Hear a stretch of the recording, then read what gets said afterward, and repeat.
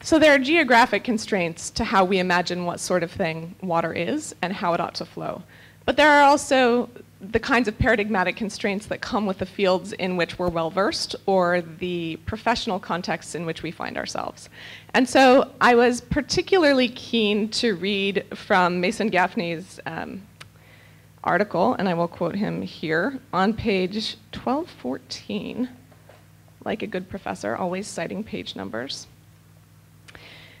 Professors seldom point out the ways in which seemingly neutral concepts found in textbooks are laden with values that deny the majority of people on Earth an equal chance. The preceding sentence says, the theories and ideas that have the effect of stifling consideration of equity do not announce themselves as such.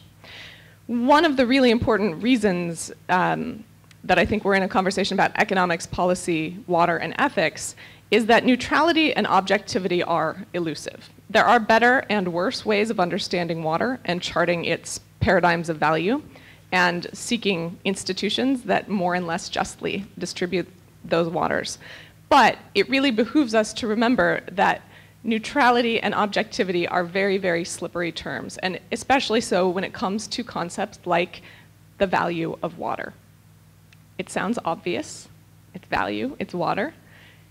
I don't think it's obvious, and this is what a lot of my work is about, and it's part of what being a humanities person can bring to these conversations, the environmental humanities, how human perceptions, cultural perceptions, aesthetic relations, religious value systems intersect with dominant value paradigms such as economics or arrangements of political economy to create patterns that are more and less just, more and less sustainable, and so forth.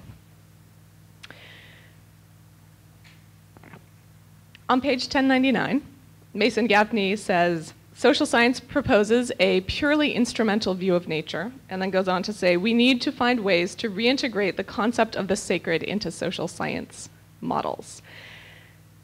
This, I can imagine, to rooms full of social scientists and water policy wonks would get some raised eyebrows and conjure up a series of perhaps not that charitable images of wishy-washy people sitting around in a circle talking about the meaning of water in their spiritual lives.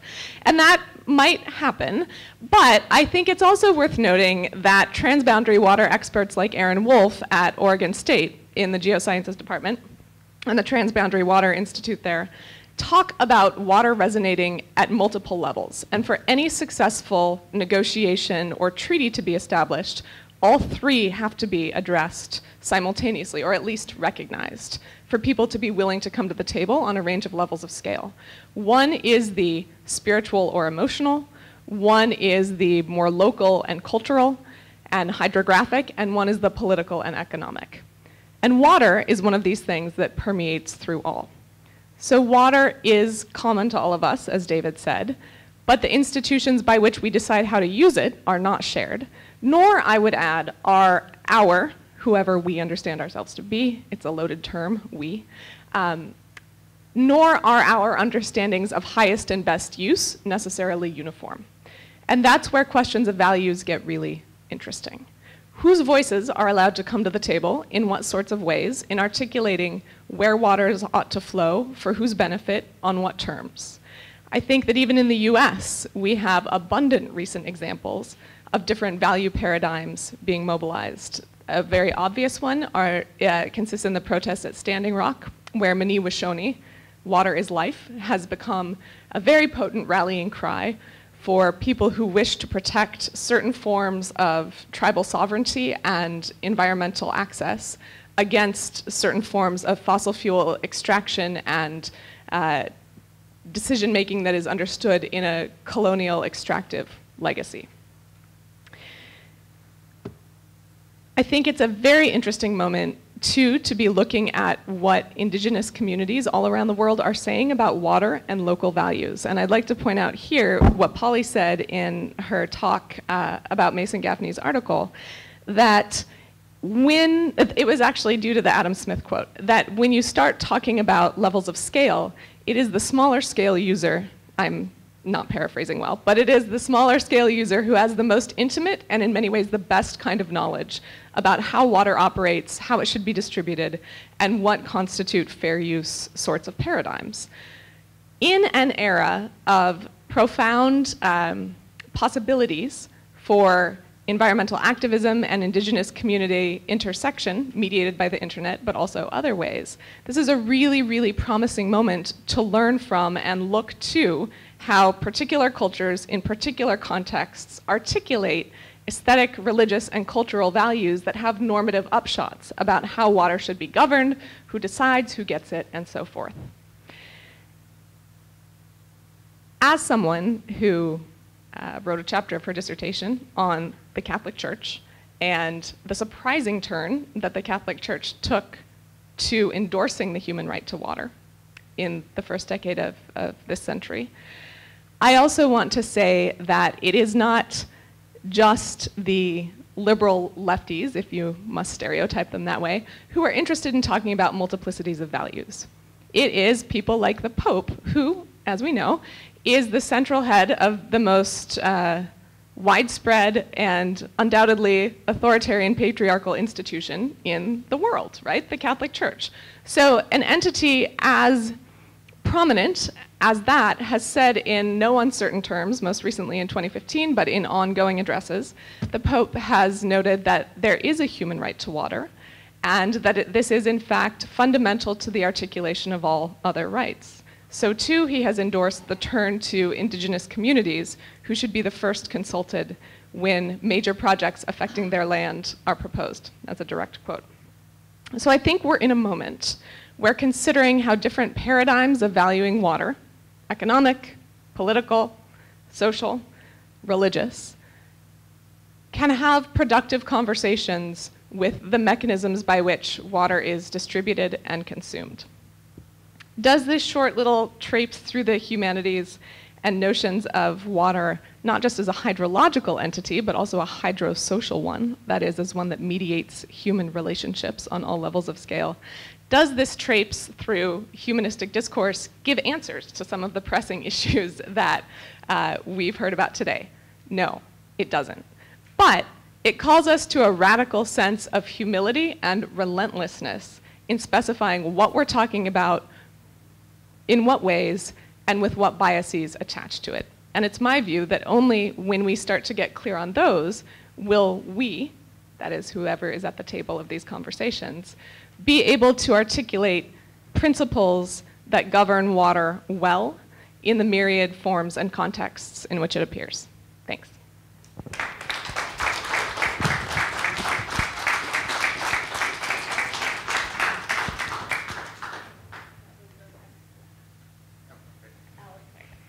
Next one. Alex Bocamp is the Northeast Region Director at Food and Water Watch, based in the Brooklyn office. Alex oversees all organizing efforts in New York at the Northeast. Alex works on issues related to fracking, factory reforms, genetic engineering, and water privatization. His background is in legislative campaigning and community and electoral organizing. Great, thanks so much. So I come, I think, from a pretty different perspective from others in the room.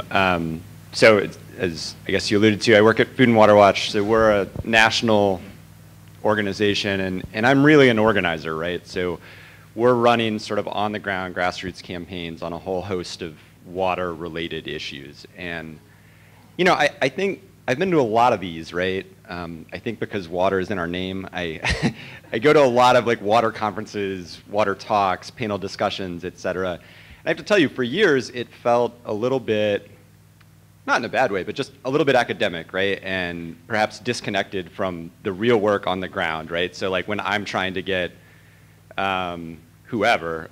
someone in Brooklyn to go take action to stop fracking in New York, it felt like where he was at and where the discussion of these conferences was at was pretty different. And don't get me wrong, it still is, but I feel just much different today than I did a few years ago. And it's in part, I think, because the panelists were truly fantastic, which helps. But it also is because we're at this kind of amazing moment around water issues, right? Where this lofty discussion about how we manage this, which I think the average citizen maybe didn't pay attention to, they're starting to, right? So you think about the biggest environmental campaigns, the most high-profile environmental issues where people are really doing stuff, right? So not the Times series on climate change, which is truly fantastic and people should read. But what are people on the ground actually doing?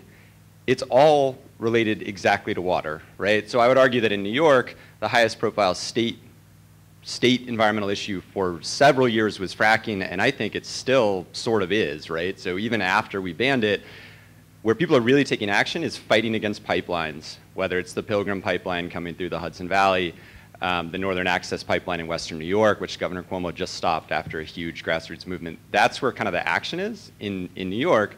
But then nationally, that's the case as well, right? So the most high-profile thing in the last couple of years, I think, was Dakota Access, and before that, Keystone. Those are climate change issues, but there's a reason the slogan is water is life, right? That's what on the ground real people feel viscerally. Everyone is worried about climate change, right? We're all worried about it, but it's hard, really hard as someone who does it every day, to go from climate change is a problem, we're all gonna die, you need to take action. That's really hard, right? Because if that's the case, you know, we could all get a bottle of Jim Beam and a straw and just like go to the beach because, but I mean, I'm sort of serious about that, right? That's a real issue. But when you're talking about someone's water coming out of their tap, you know, if you're fortunate enough, as most in the US are, to have that situation, people get that at a visceral level. They get it across party lines. It really isn't just the leftists. You know, for years and years on the fracking campaign, I tracked the poll numbers incredibly closely. It was the flip of almost every other political issue in the state. We polled better upstate than down, and we did it the entire time, all the way until the ban. So people didn't like fracking anywhere, right? But they liked it much, much, much less. That's not true, actually. They liked it in the suburbs, of course. But upstate, they liked it much less than downstate, and I think that was really significant. And that's the case, by the way, across the country, right? People don't like this. And they don't like it because people get that water is fundamental, that it really is essential to life. I want to also, I thought the question from someone in the back earlier about sort of who gets to decide how do we manage this stuff was really fascinating. And from my work, I'll just say you don't have to go to the developing world to get to that question, right? So one of the other really high profile things we've worked on is the sort of ongoing water crisis in Flint. So this got a lot of headlines, and most of the headlines were about, you know, the state of Michigan knew these people were drinking poisoned water in Flint, and they did nothing. That's reprehensible, and if you want to argue that Governor Snyder should resign, I won't argue with you. But lost in that discussion was sort of how it happened, right? So it's not just that there are lead pipes in Flint, it's also that they changed where they got their water from, right? So for years, people in Flint were drinking from DWSD, the Detroit Water and Sewerage District. That's where they got their water. And it wasn't until not we, but the people of Michigan, really Governor Snyder said, look, your city is broke, we need an accountant to run it. And so you have this unelected emergency financial manager. And once you have someone unelected looking at just dollars and cents, and he says, well, gosh, it's really expensive to get this water all the way from Detroit. You know, the Flint River is not quite as polluted as it used to be, maybe. Let's do that. And that's what caused it, right? So the lead was always there, but it was the change in water that made the reaction happen. And then, of course, they cover it up, and that's the big story. But those issues are real, and they're playing out in real time, not only, you know, halfway around the world, but here at home. So I just think we have to be really, really cautious of that. And look, it's not as if horrible things with water don't happen when you have democratic control, right? When you have a city council. That corruption is still possible. I would just argue that that's better, right? And to me, the way you solve a lot of these issues is sort of building that grassroots movement. And for sure, that doesn't offer you all the answers. There's still thorny policy questions, and I think we've covered a ton of them today. But I just think you're going to get a better answer. We're going to be better at managing water writ large if the people are involved in one way or another. And at least in the US, where my work is focused, that really depends on building kind of a big grassroots organized group of people. You know, we know that corporations have too much power. We know that our political system is broken. But that doesn't mean we can give up on it, right? And I think that that's a real challenge. And you know, I think that we've just got to build that, and we're going to end up in a better place if you have a movement engaged and fighting on water issues. And then I'll just leave by saying this. I think that really is happening, right? So it wasn't just fracking and the pipelines and all this other stuff. This is happening all across the country, and I can't remember which panelist brought this up, but there was a lot of discussion of, this is probably you, David, about you know, the infrastructure needs on water kind of across the globe. That's also the case in the US, right? We have a crumbling water infrastructure system, you know, similar to the rest of our crumbling infrastructure systems. But in some ways it's harder on water actually, right? Because you can't see it, right? You experience being stuck in the subway and you hate it. And everyone knows about it, even if you weren't stuck in the subway today. You don't see the kind of water infrastructure problems until there's a water main break or something. So it's a real problem, and it's a hard one to organize around. This is like the opposite of sexy is trying to sell someone that we need to spend more money on sewage pipes, right? It's just really, really hard. That said, I would argue we're making progress even there, and I'll cite just one example from New York, maybe to close. So a few years ago, Governor Cuomo tried to literally steal, or not steal, but raid, let's say, the state revolving fund. So there's a federal program, it's a revolving fund, and the idea of this is that municipalities, water systems can access this fund to make key improvements to drinking water infrastructure. There's sewer infrastructure as well. So as you might know, we're building the Tappan Zee Bridge right now. If you're following this, you might know that no one knows how much it costs or how we're paying for it. But it's being built, right? I mean, somehow money is coming from somewhere, but literally nobody knows, right? And so in that dynamic, the governor tried to raid the Clean Water Fund, arguing that the bridge is actually water infrastructure. I'm not making this up, arguing the bridge was water infrastructure. People went crazy, as you might imagine, particularly all the environmental groups, you know, because at Food and Water Watch, we've been fighting for more money in this program forever. It's underfunded as it is.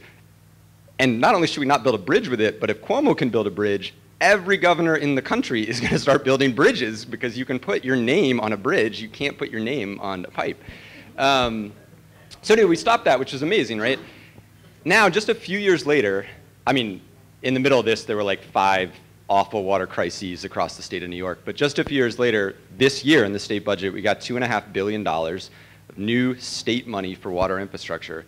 And I just feel like that's sea change, right? Going from literally trying to take federal money that's earmarked for water to committing $2.5 billion of new New York money, which, by the way, is nowhere close to enough. We're so far from the gap. But I just think that's incredibly encouraging. We're making progress even on those kind of mundane issues. And the reason we're making progress is because there was a huge grassroots movement that pushed and pushed and pushed. And we had our own Flint here in New York, in Hoosick Falls, where folks were drinking poisoned water, contaminated with PFOA. Once again, the state knew. Once again, they did nothing.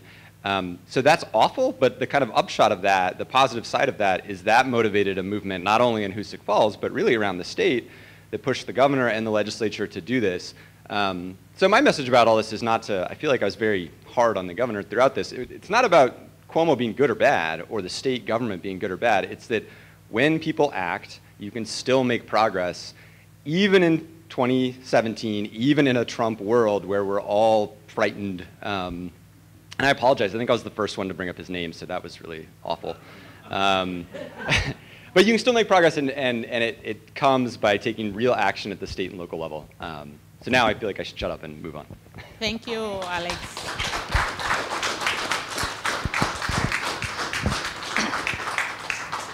Our next respondent is David Ward. He's a chair of Trinity Church Wall Street Environmental Justice Committee. The committee recently contributed to planning of the 2017 Trinity Institute Conference on Water Justice.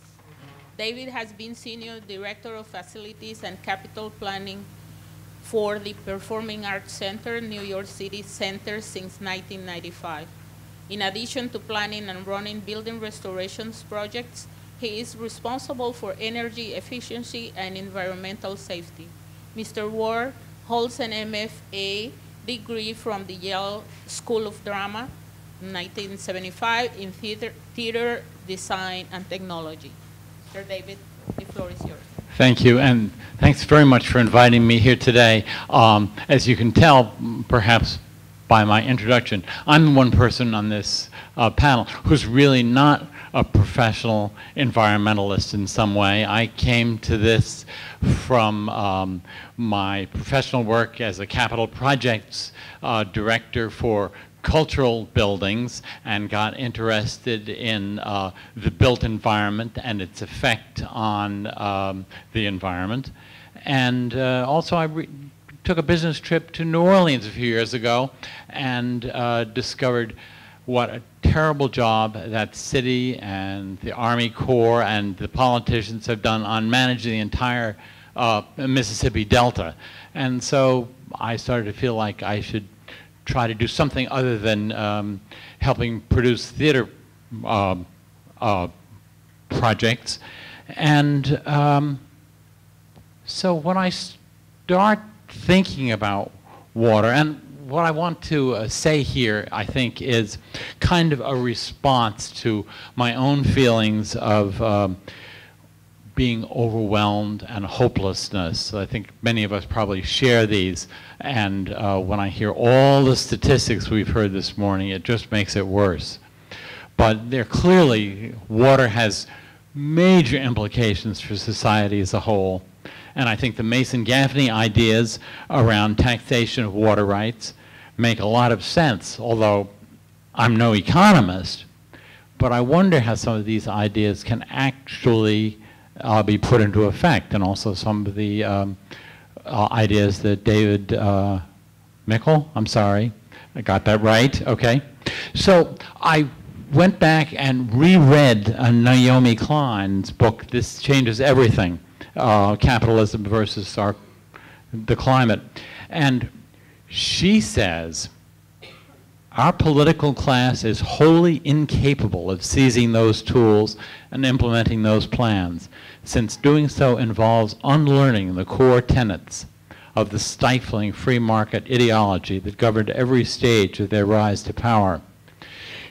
Then she goes on to describe a conference she went to in 2012, where this fellow Brad Werner, who's a systems analyst and a professor at UC San Diego, he had developed a computer model and concluded that global capitalism has made the depletion of resources so rapid, convenient, and barrier-free that Earth-human systems are becoming dangerously unstable in response. But there was one dynamic in his model that offered some hope, and Werner described it as resistance. Movements of people or groups of people who adopt a certain set of dynamics that does not fit within the capitalist culture. And he argued that from history, we can see past social movements that have had a tremendous influence on how the dominant culture evolved. And Naomi Klein comments on that. She says, there have been social movements that have succeeded in challenging entrenched wealth. These are movements for the abolition of slavery and for third world independence from colonial powers. Both these transformative movements forced ruling elites to relinquish practices that were still extraordinarily profitable. So she asks, how do you change a worldview, an unquestioned ideology? Part of it involves choosing the right early policy battles, game-changing ones, that don't merely aim to change laws, but change patterns of thought. So, having read the Mason-Gaffney article and listened to the talks today, led me to ask myself, and to pose this question to anybody who wants to tackle it, can the economic alternatives being proposed actually promote reciprocal relationships amounting to cultural change that will not only stop but reverse the destructive road we're on? Or to turn that question around backwards, are social movements that promote reciprocal relationships the only way that economic cultural change can be put in place and accepted? So, one word that Christiana said in her talk was relentlessness. And that really resonated with me. I think in spite of the hopelessness and the feeling that we should just take our Jim Beam to the beach, if there's nothing else that there's a clear answer, we need to do whatever we can and just be relentless about it.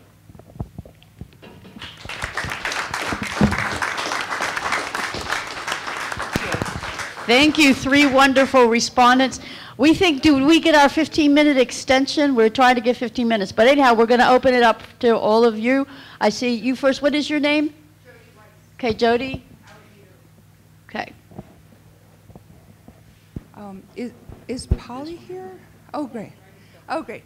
I'm Jody Weiss, and I'm here representing Yoshiko Tatsui, who has a boat that travels around the globe called the Peace Boat, and it talks about our sustainable planet. And in 2020, he's launching the Echo Ship, which will visit 100 countries, talking about the protection of the oceans and security. And Polly, I was really struck by your presentation, and I guess my question is that there's such a complexity to what you were describing, and I wondered how to consolidate, condense all of that knowledge down into a way that consumers, that the public, the people who vote can understand it, because there is a crisis here, there is an urgency, and I think the professor said it really well. It's just like an overwhelming quality here, and so I wondered if you had any thoughts on that. Well, I mean, one certainly feels overwhelmed looking at California water. On the other hand, there have been historical periods in California, notably the late 19th century, when we had the Right Act irrigation districts, where the public really did take action. The farmers voted to create irrigation districts financed by land taxes, which very quickly broke up the large speculative land holdings, and this lay behind some of the most productive development of California agriculture that ever happened. I mean, later it got forgotten, but you know, every now and then people get up on their hind legs and fight back. It's not easy, and of course you've got for all that it's good for the locals to fight back, sometimes the locals are NIMBY trying to take theirs at the expense of everyone else. It's complex and it's not easy. But I was just going to say the privatization of water is such a complex, controversial issue, and if it is a solution, like the idea of blue gold, like if privatization can manage this better, how do we frame it in a way that's marketable, that educates, that's understandable, so voters can then get behind it, and civil society? And I guess that's a better way to frame this question. Well, you can, as it were, privatize the titles without privatizing the value. In other words, if you make people pay for those water titles rather than giving them away, people will use them much more in the public interest, because, you know, the public is saying, this water is ours, we're leasing to you the right to use this water to create crops and so forth, but the water belongs to the public, and the public is licensing it to users. And that's very different from saying that, the water is my right because my great-great-great-granddaddy took some of it first. I like to think of it as a conditional private property right, conditional on paying the commons rent, the rental fee to the society for that use. Now I saw Yanni next, and then here, and then does Christiane have it? Okay, you, and then Yanni, and then there. This is just a quick response in terms of resources that I and other non-specialists have found helpful. Circle of Blue does fantastic reporting on water issues and has a range of various assessment mechanisms, daily reporting, and informational sheets that are fantastically useful. You can find them on Twitter, on the internet, everywhere, circleofblue.org. They're related to the Berkeley-based Pacific Institute, which has a series of really great reports on California water, issues like fracking, a range of others for those who care to educate themselves on specific matters. And then, since Alex might not toot his own horn, Food and Water Watch also have a lot of resources on a range of issues of environmental concern pertaining to water, as well as infographics. And finally, the Natural Resources Defense Council also has a ton of studies going on that are joint public sector and academic, and really great ways of communicating those findings.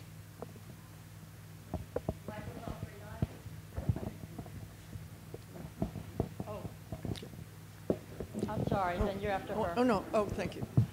My name is Kathy Marshall, and I'm a business person working in waste and water, hopefully bringing fair ways of generating sustainable energy and clean water. And in everything that everybody's talking about, so much of solutions are in the dirt, coming up with actual facts and figures about what is the state of this municipality or that municipality or this farm or that farm in terms of literally, you know, the wastewater or the, you know, the pipes or the infrastructure on the ground, what is literally broken, and if an engineer wants to, you know, if you want to create a program, is there a center or are there groups in this country or in Washington that specialize in that bottom-up assessment to determine what needs to be done, what value is there in terms of water and waste, and what is going to be the economic cash flow of it? Because I'm searching and I'm not finding it. And you know, I was speaking with friends who did it in the UK, and they said that when the UK privatized water, the valuation process was so bad, they underestimated the leakage by 40% in the pipes, and they overestimated the operation and maintenance cost and the capital expenditure cost to the tune of 40%.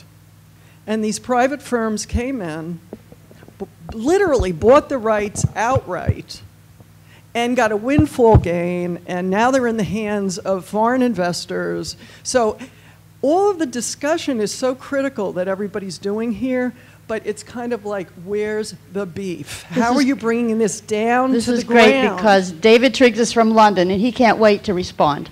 Well, it's nice that somebody referred to privatization. In my career, it took me through, I joined and got involved in sewage treatment as a public service, not as a private business. And I've seen the privatization process, and if you want to hear a little bit about the privatization of the UK water industry, and it links, in fact, also with the point that David Mikkel was making, which I'd like to draw attention to. The privatisation of water took place in the UK following many years of integrated water basin management. The regional water authorities within the UK were each based upon a river basin, just as David was actually referring to on an international scale. Now, what that meant was that the whole water cycle was being managed as an integrated unity. It was a recognition of the unity. Now, with the privatisation, what actually happened was that you couldn't privatise all of it. So the river was not privatised. The land drainage was not privatised. What was privatised was the private public water supply, sewerage and sanitation elements to it. So in the case of Thames Water, of course, that involved what had previously been carried out by the Metropolitan Water Board, historically, London Main Drainage, also historically. But the significance of the privatisation, the whole privatisation movement was, or the experience of going through it, was that what we did was to cut back on maintenance for 5, 10 years leading up to private. We had a K plus certain percentage, 5%, on the bills. So we built up the bills prior to privatisation. Come privatisation, there's a massive backlog of maintenance to do. There's a massive need for new capital expenditure. There's also a need to build then. But the privatisation required that you have a massive capital expenditure program and to spend it. And for my sins, I was responsible for what was known as Key Change 3 program, which was indeed the uprating of 250-odd sewage treatment works throughout the Thames Basin. Now, there's no way you can spend money wisely very quickly under those sort of circumstances. What you had built up, but the challenge was spend your capital budget, because that's what the regulator was requiring. A return on capital investment was what was needed to encourage the whole privatisation process. So in my book, the privatisation movement is absolutely contrary to any sensible system of managing the water cycle in the interests of all. It cannot be done. Now, I mean, when I was on the international consultancy route, that's where I started. In fact, my involvement with the River Ganges, for example, started with me telling the story of the clean-up of the River Thames, which was a major environmental success story, wearing an integrated water basin management hat, if you like. And it was as a consequence of that that I was invited to be an advisor to the Ganga development program. But following that period, privatisation came in. And one couldn't then tell that same story at all. It was a totally different ethos associated with providing that sort of level of professional advice compared with, well, how do you make it commercially profitable? What are the rules of the game? And the rules of the game are substantially different, very substantially different. Now, that's not to say, of course, that there wasn't enormous private involvement while the water authorities were still in the public sector. But the distinction I make is between management and ownership. The problem is owned by the whole community when it's within the public sector. It's not owned by a particular entity, even though particular entities may be contracted to do certain elements of the project. I mean, obviously, most capital work building was done by private contractors. Of course it was. Many consultancies were private consultancies. I mean, I started life in private consultancy in that context. But that's quite different from owning the thing and then being regulated. And if I can broaden the whole issue, and this, I have to bring it back to the teachings of Henry George in this context. George was absolutely clear that where there are natural monopolies, they have to fall into the public sector. And in that context, a critical one these days, which in fact colours just about everything else, is the privatisation of the money supply. Okay? The money, again, it's a social common. Everybody needs money. They cannot function without access to money. And yet we've privatised it. You privatised it with the Fed. We privatised it with the Bank of England and the rest of it. Built on debt. And we have allowed private corporations to issue the currency of the realm for profit. It's not controlled. The money supply is not controlled in the interests of all, at all. And it really, that was the point of me coming here. Although I've got a basis in water, so I had a certain credibility in that context. But the real message that I'm looking for people to take away from here is that water is but one illustration of a whole range, which all comes down to, as I've put it, natural commons and social commons. And they are both vital. And unless and until there is a recognition of that distinction between what's due to the individual, what's due to the creator of the world, if you like, the respect for nature, and what's due to society. That was my triangular diagram was all about. And it extends way beyond water. It's fundamental to water, but it encompasses so much more. And that's, for me, the link. But the privatization of water, again, for me, was a significant turning point of ignorance, of ignoring the nature of the entity we're speaking about. That's probably as good. Great.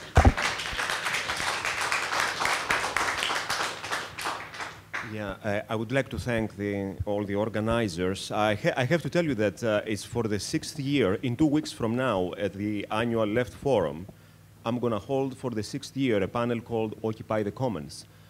And, you know, Joshua Vincent has been on it, Ted Gwartney has been on it, Fred Harrison. This year, hopefully, Mason Gaffney will be there, and Marty Rowland also, who is on the board of directors of the Henry George School. So I think the idea of the commons is actually our hope to build like a broader coalition across outdated and meaningless political labels like progressive, liberal, left, right. These mean nothing because actually both sides, the left, for example, has been the useful idiot of the right, and then the right has been the best enemy of its own self. And back to Polly's criticism, I think, Polly, it would be more constructive if we actually, instead of criticizing the free market doctrine, actually how to illustrate how we don't have free markets, and back to our wonderful activist, that we don't have capitalism. So if I hear like Naomi Klein calling this system capitalism, she's digging her own grave. Because once you call rent extractors capitalists, you give them, and you absolve them from all their sins, and you give them the false argument that, it's because of, the natural law and because of the free market. I did better than you, so I am entitled to what rent I extracted, and that's the worst thing we can do. So stop calling this system capitalist system, because it's not a capitalist system and it's not a free market system. So all this criticism should bring to a different rhetoric and discourse, which is going to bring us all, make us realize that we're all on the same team. So the Commons has very promising leads towards more political integration across party line and across traditional lines and definitions. Now, the last point I was going to bring is, of course, the conundrum, the Gordian knot of public investment, financing and subsidizing private gains. And what about ideas of taxpayer share in the public infrastructure that the taxpayer pay for? I have heard nobody saying that the taxpayer should have a lifelong share on the investments in the infrastructure. The theme of this year Occupy the Commons panel is going to be actually infrastructure as commons. And so I think that topic has to be addressed, and also the way we do the accounting. Because the way we finance our project is actually by extrapolating unproduced values down the, in the future, like in 30 years horizon, 50 years horizon, and we all extract them, do a net present value calculation, and we just calculate them today. So the devil lies in the accounting, and how can we solve that issue? Thank you. Great. Okay, the back and then. First, a comment on the terminology. Privatization is associated with taking something that was a public we associate the term privatization with taking a public resource that was perhaps freely given, putting it in private hands who then sell it back to us. And what we're talking about here, I believe, is something that's in between, because it's still a publicly owned resource. It is being sold at a fair price based on basic needs starting, and then having a surplus sold at a market price.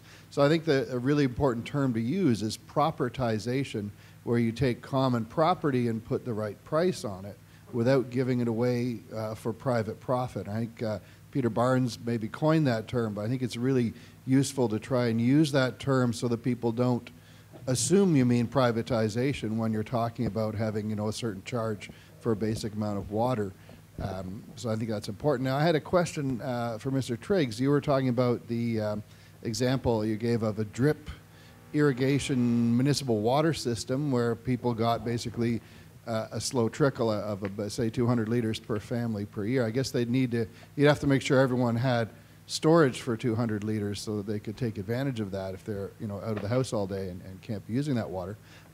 But the thing that occurred to me as you were describing the math of it is that you could have someone in control of that who could turn the water down a bit and give each person, instead of 40 liters a day, you turn down the trickle a bit to 30 liters a day, which gives them more of a surplus that they can auction off to your 2, 3, 4, and 5-star buyers. So I wonder if you could briefly address the best way to prevent that potential conflict of interest of the water operators, who may be government water operators, but nevertheless want to show positive budget numbers.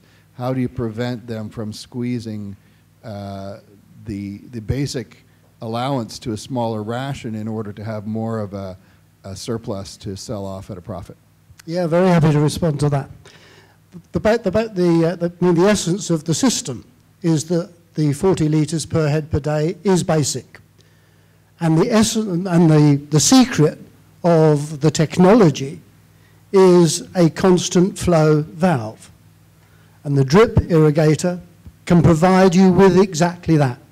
So that for my 200 litres per day to a household, it has a valve that, whatever the pressure, will deliver 200 litres.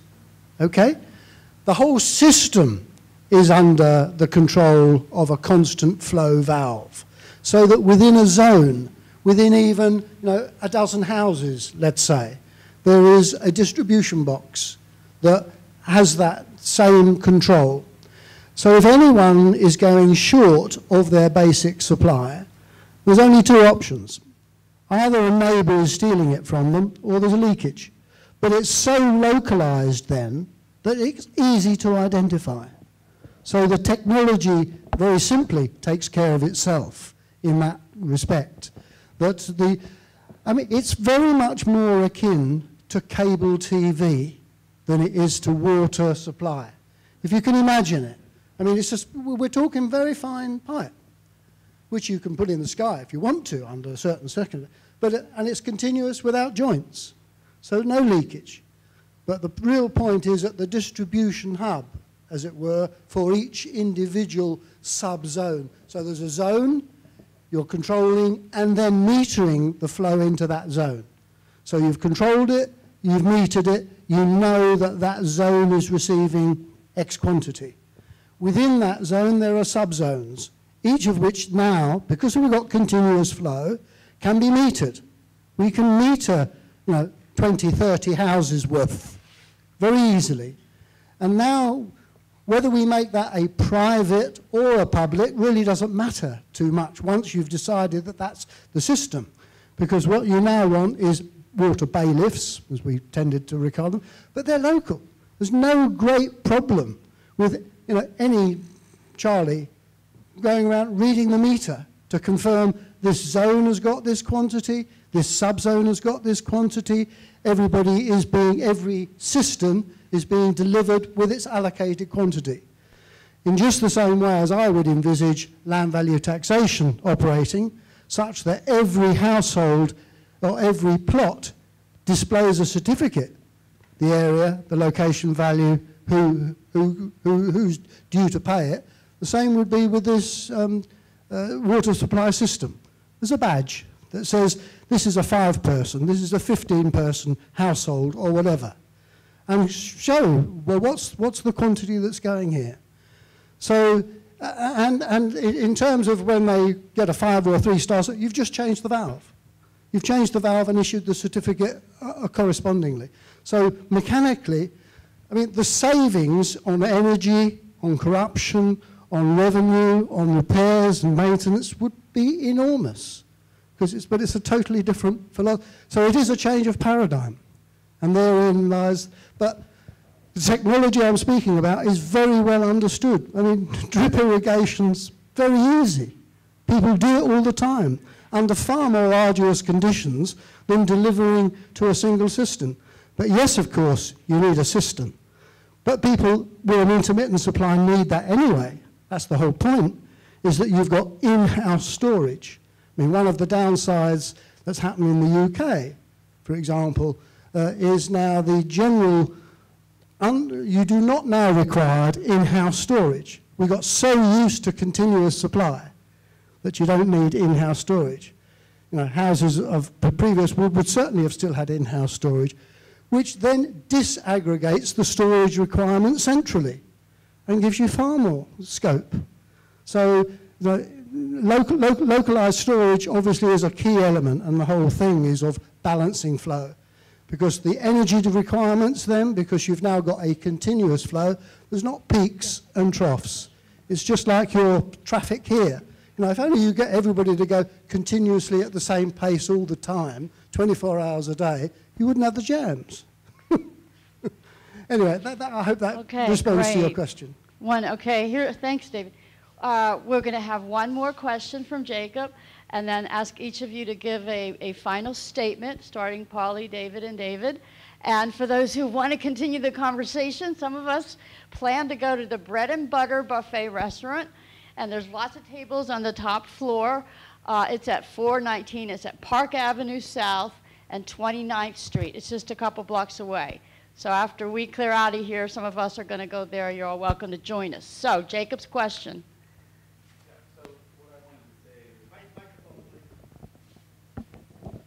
Specifically in relation to the questions that the two ladies asked about, I think what intuitively is being wondered is, how do we mobilize a large group of people? How do we have this central idea that is crystal clear in everyone's mind and sort of makes all of us as little iron fillings radiate around a central magnetic field, right? What's the core narrative? And so, you know, having been involved with the Georges for a number of years and considering myself one strongly, I think we're very good at talking about the very large-scale abstract philosophy. The earth belongs to everyone, the water belongs to everyone, the electromagnetic spectrum, the land, all of these things belongs in common.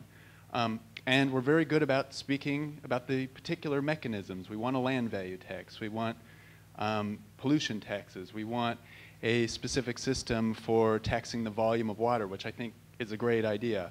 But in terms of actually forming a narrative that people can use perhaps on a local basis, I think it really has to be framed in terms of who has the power in any particular political situation. Who do you need convincing? So for instance, if you've got a lot of NIMBYs against you that don't want their water taxed, you don't frame it in terms of, we want a water volume tax. I'm not saying that phrase is useful in general terms for talking with other academics, but in a specific context, you might want to frame it as something like a water waster tax. We can all get behind taxing people for wasting water because we don't want water wasted. Maybe even a better phrase would be a water savers subsidy. So it's not even phrased as something that is necessarily negative. You know, and I think that you can do studies like the kind that the Center for the Study of Economics does, with Josh Vincent here, where you actually determine who pays more and who pays less. If people know, I'm definitely not going to pay more, I'm actually going to save, because it's all of these people growing perhaps almonds or other wasteful crops in California that are really going to be the ones to pay. So it's again, it's not really about the very high-level philosophy or the very specific ways in which it's going to be implemented, but you know, what works for any particular area. And all these phrases, land value tax, water volume tax, whatever you want to call it, are useful in their own context. But I think that's the way you really mobilize people. And it's, yeah, I guess you can explain a whole philosophy, but people need to see examples. Ah, okay, this group implemented the water savers subsidy here, and over here they're taxing monopolies on genetic material or whatever. And then through example, I think people can start to understand how all these things relate without necessarily having to give a philosophical sermon. Okay, thank you. Ready for a wrap-up? Okay, let me wrap up on behalf of Mason. Number one, water and other natural resources belong to all of us, and all of us who use them have a responsibility to compensate the public for the use of these natural resources. And this is an idea that does not seem to be widely understood, in particular when it comes to California water. I keep talking to Californians who complain about the terrible drought, and it hasn't occurred to them that if the public charged for water, there wouldn't be a horrible drought. In fact, California would be awash in water if the users of water had to pay for it. What a shock.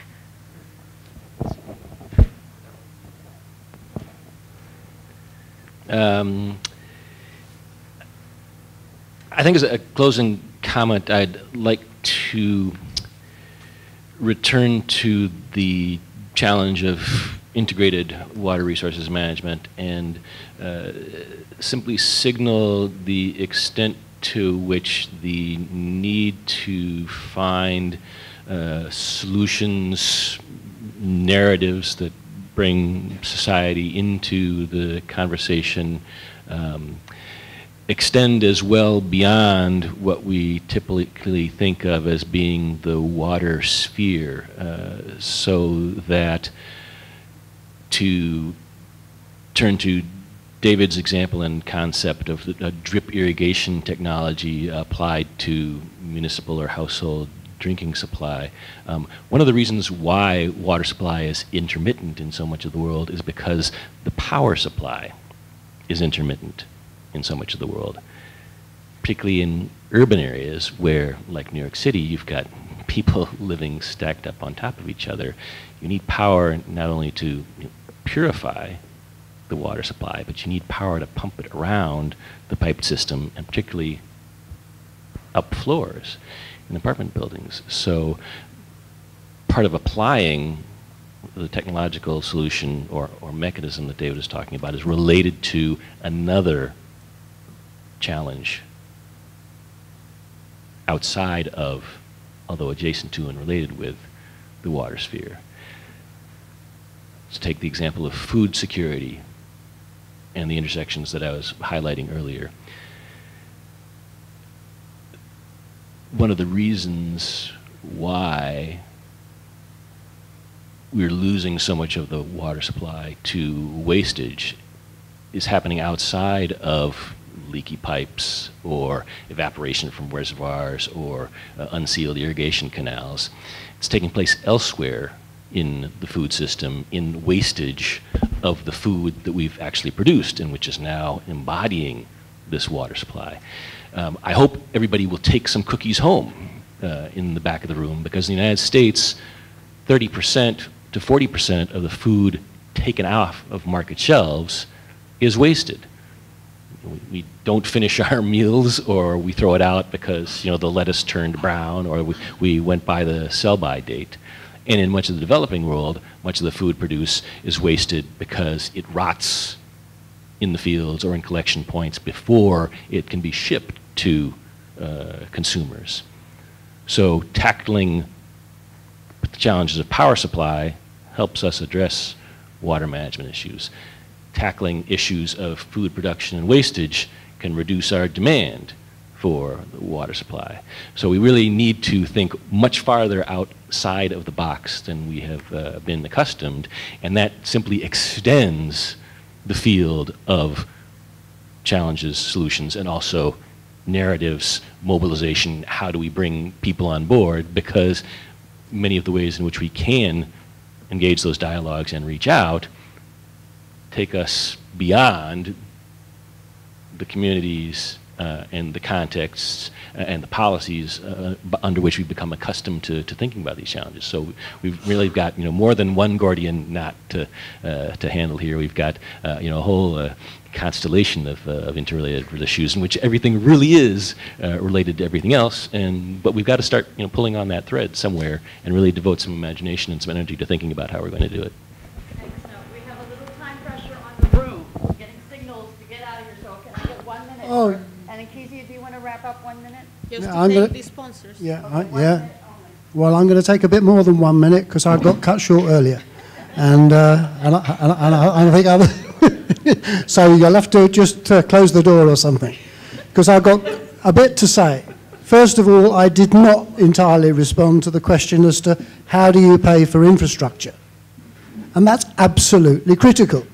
Well, how do you pay for infrastructure is the effect it has on land value, on location value. It's absolutely a no-brainer that when you put infrastructure in, certain areas benefit, as a consequence of which their location value increases. I don't like to call it land value tax. As far as I'm concerned, it's a location value fee or charge, because by a definition, a tax is an impost imposed by government without a corresponding benefit to the payee, to the taxpayer. What we're speaking about here, both in relation to water and the wider economic sphere, is when a benefit is conferred by the whole of society, by, as I illustrated, the presence of people.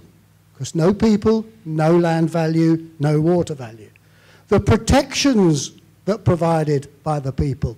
If people don't have security of tenure or security of the use of their water, it's of no value. The services provided by the whole society, the market, the shops, the schools, the hospitals, the railways, all those things are provided by the whole community, private and public. But they all contribute to location value. The challenge is collect that community-created value for the benefit of the whole community. Then you won't need to tax people for working. You won't need to tax people for using their pre-created wealth, capital, true capital, not money, capital, goods and stuff that actually contributes. So start collecting the rent. Stop taxing labour and capital. And all the infrastructure that you really need or could desire will be paid for very easily indeed. But that's the technical solution. What's been highlighted again and again here is there's a far deeper problem. There's a deeper problem in the mind and the heart of people. And that's really the challenge. How do you change the mind of a nation? Well, it's an ethical, a religious issue, not of a particular religion, but of a recognition that all that nature provides is sacred, is worthy of a particular respect that means that it's not for me. The what's the alternative to religion? I'm very sorry, Yeah, but he's yeah. going to come in and make us leave. Fine, let him come in and make us leave. So we really, really appreciate Okay. that. Kezia, wrap it up. Okay, thanks very much indeed.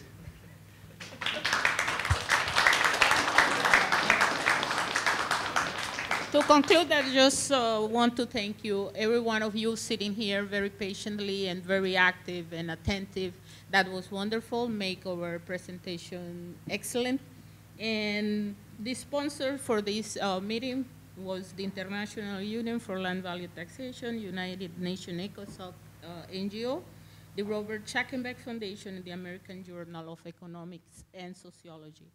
And other sponsors, Communication Coordination Committee for United Nations, Center for New National Security, Center for Study Economics, Common Ground USA, Council of Georgia's organizations, Earthright, Air Sharing, Food and Water Watch, PAC RIM SB, School of Cooperative Individualism, Trinity Church, Wall Street's Environmental Justice Committee, We the World, Commons Clusters of the UN NGO Major Group Institute of Planetary.